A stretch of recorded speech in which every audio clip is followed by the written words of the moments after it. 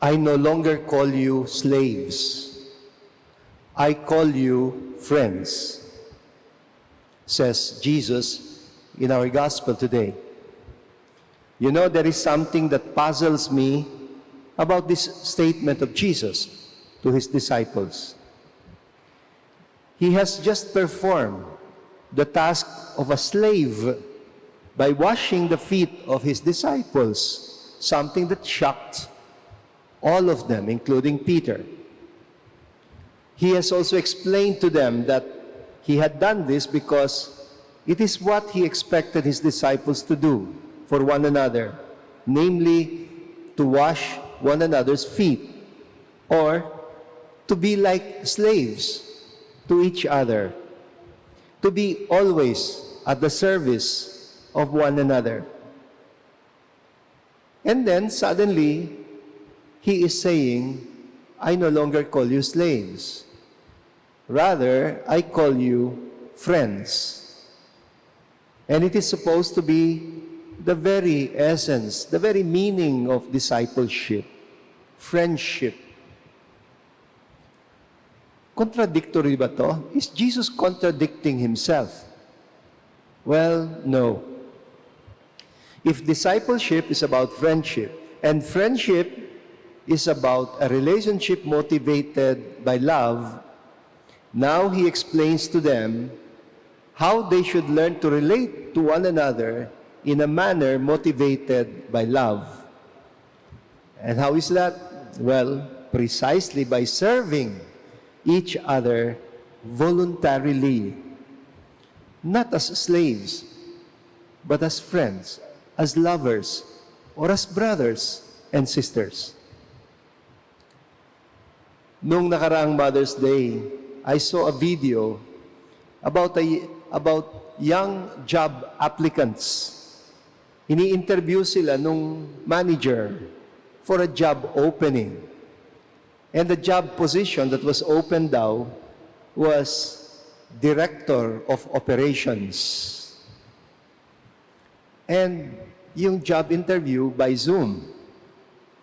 The manager started explaining the qualifications for the job. Ganito yung sabi niya. The responsibilities and the requirements are enormous. First, mobility. You must remain standing up most of the time, constantly bending, exerting yourself. You must have a high level of stamina. Nagre-react na yung ini-interview. They say, oh, that's a lot. Ilang oras? And sabi ng manager, well, unlimited. 24 hours a day, 7 days a week. Wow. Lalo pa sila nag-react. Sabi nila, ibig mong sabihin, wala nang panahon para magpahinga? Well, sabi ng manager, sorry, no breaks available. Pwede lang mag-break kapag yung associates tapos nang kumain.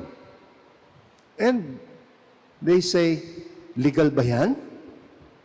I think that's crazy, sabi nung isa.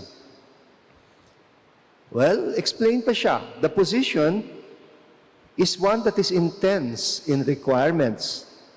Dapat expert in negotiations and personal skills. Kung maaari, ay may degree sa medicine, finance, and even culinary arts, pagluluto. Dapat, you should be able to wear several hats. Kasi daw, yung mga associates, they need constant attention. So sometimes you have to stay up throughout the nights for the associates. At kung, if you have a life, you have to be ready to give it up. Because the workload daw keeps going up.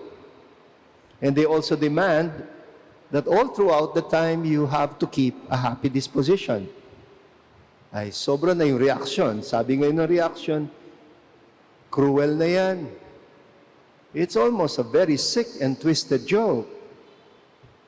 All-encompassing. Sino bang nagtatrabaho 365 days a year? That's inhuman, sabi nila. Well, Sabi nung manager, well, sabi niya, I know it's immense, but the meaningful connections that you make are immeasurable. In case you wanted to know, tungkol sa salary, walang sweldo. Lalo silang na-shock. Sabi nung isa, excuse me? No salary? Aba, nobody would do that for free. And the manager said, well, what if I told you there is someone who is currently holding that position right now? Sabi nila, who? Sagot ng manager, ang mga nanay ninyo, your mothers. Na-shock sila, and all of them kept quiet. And after that, they started reacting. Merong tumawa, merong, oh my God, yes. Sabi yan. Oo nga, no. And some of them were even in tears. Well, I think that video captured very well what Jesus meant when he defined a disciple not as a slave, but as a friend. Kasi kung tunay kang nagmamahal, parang handa kang gawin ng lahat para sa minamahal mo. Pero hindi ka naman nagpapaalipin. Pero handa kang gawin kahit gawaing alipin. You will do it, not out of compulsion, not by force of obligation, but rather by an impulse from within, by the sheer desire for the good of your friend or your beloved. You serve selflessly and are even willing to give up your life for your beloved, not against your will, but voluntarily.